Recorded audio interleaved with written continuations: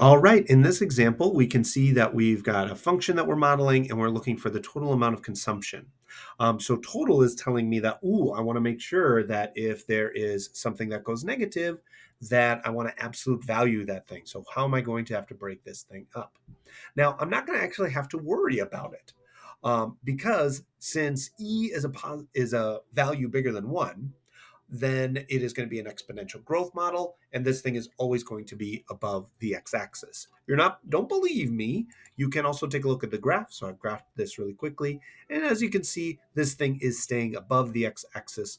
So between 0 and 10, it is always positive, so I don't have to worry about absolute valuing anything.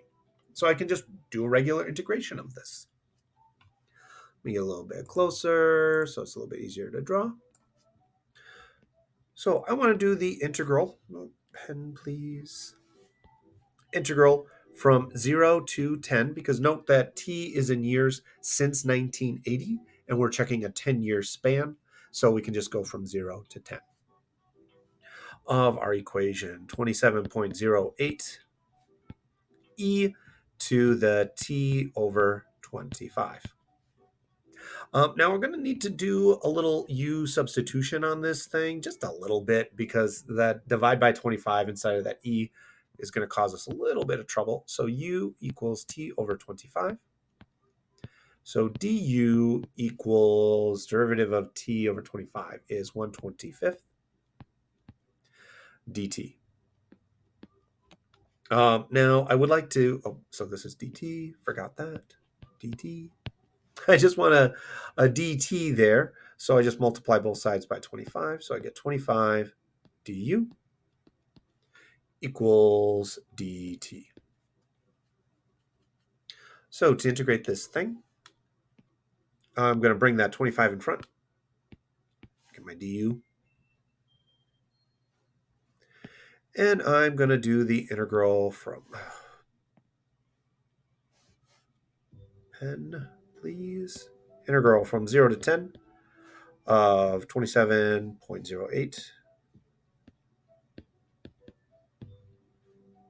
e now to the u. So when I integrate this thing, I get 25 times our 27.08, which is something. 677.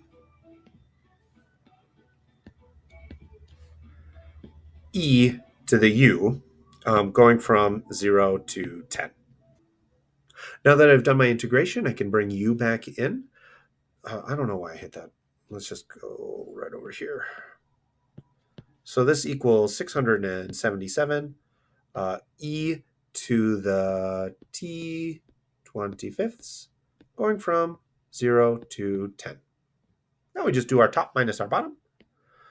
So that is 677 times e to the 10 25ths minus e to the 0, which is just 1.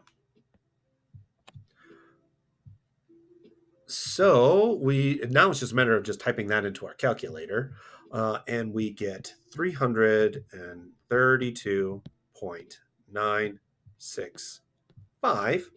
And this is all given in what? So, here it is, in billions of barrels. So it is 332 billion barrels. All done.